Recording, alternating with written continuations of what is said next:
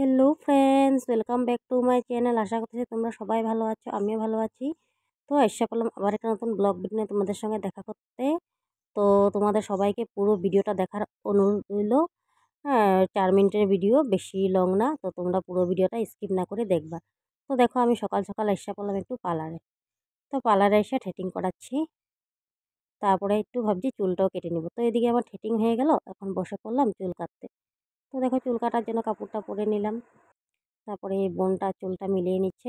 বোনটাকে বললাম, তুমি চুলটা একটু কেটে দিও আমার, লং হয়েছে চুলটা। আর গরমে দেখো চুলটা ছোটো থাকলে ভালো হয়, আর চুলের জন্য বেশি গরম লাগে। তো চুলটা একটু কেটে নিচ্ছি, আবার বড় হয়ে যাবে। তো এদিকে চুলটা আমার কাটা হয়ে গেল।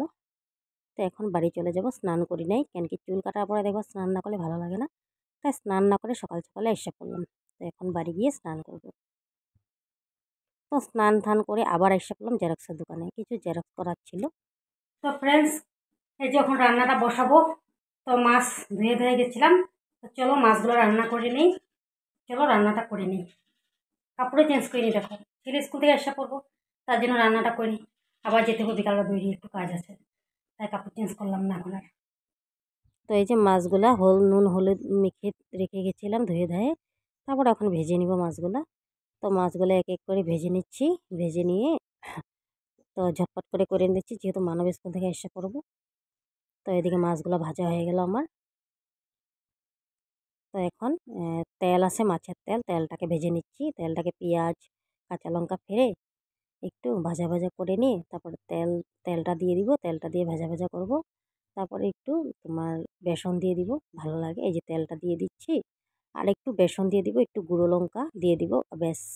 এই যে বেসন দিয়ে দিলাম, ব্যাস নাড়াচাড়া করে নামিয়ে নিব। তেল ছিল মাছের মধ্যে আর কি, তো সেটাই ভেজে নিলাম। এই যে আমার তেলটা ভাজা হয়ে গেল, সুন্দর করে ভেজে নিলাম। তারপরে মাছের ঝোলটা করবো, যেহেতু মাছ ভাজা হয়ে গেছে। তো তেজপাতা জিরা ফোড়ন দিয়ে দিলাম, আর টমেটো আলু দিয়ে আজকে মাছটা করবো, আর ধনেপাতা দিয়ে। তো আলুটাকে একটু ফ্রাই করে নিচ্ছি আগে, সম্বাদ দিয়ে আলুটাকে ফ্রাই করে নিচ্ছি, নুন হলুদ দিয়ে একটু ফ্রাই করে নিই। তারপরে দিয়ে দিলাম টমেটোগুলো। তো এদিকে টমেটো দিয়ে কাঁচা লঙ্কা দিয়ে এদিকে ভাজা ভাজা করে নিব। তারপরে জিরার গুঁড়ো ধনে গুঁড়ো দিয়ে, গুঁড়ো লঙ্কা অল্প দিয়ে ঝোলটাকে বানিয়ে নিব। তো ওই যে মশলাগুলো দিয়ে দিলাম, গুঁড়ো লঙ্কা দিয়েই গুঁড়ো মশলা দিয়েই বানাবো। তো এদিকে মশলাগুলো দিয়ে দিচ্ছি, দিয়ে নাড়াচাড়া করে নিচ্ছি। আর এদিকে ঝোলটা ফুটছে, আর একটু এখানে ঝোল দিয়ে দিচ্ছি, গরম জল করেই দিলাম, যেহেতু সব সবজিতে গরম জলটাই দিই আমি। তো গরম জল ফুটিয়ে দিয়ে দিলাম। তো ঝোলটা ফুটছে দেখো।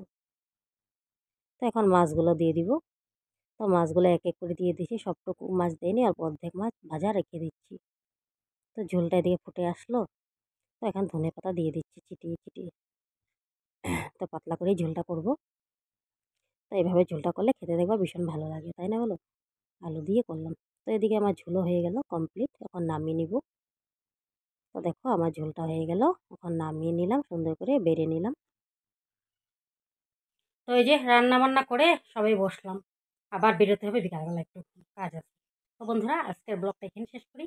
যদি তোমাদের সবার ভালো লাগে, লাইক কমেন্ট শেয়ার অবশ্যই করবো, ফলো করতে ভুলবা না। আর যদি তোমরা ইউটিউবে থেকে দেখো, সাবস্ক্রাইব অবশ্যই করবা। আমার ভিডিওটা দেখার জন্য অসংখ্য ধন্যবাদ তোমাদের সবাইকে। আর যদি তোমরা নতুন হয়ে থাকো, পেজটাকে অবশ্যই ফলো করে দিও। আজকের লিগে এতটুকু, টাটা, বাই বাই।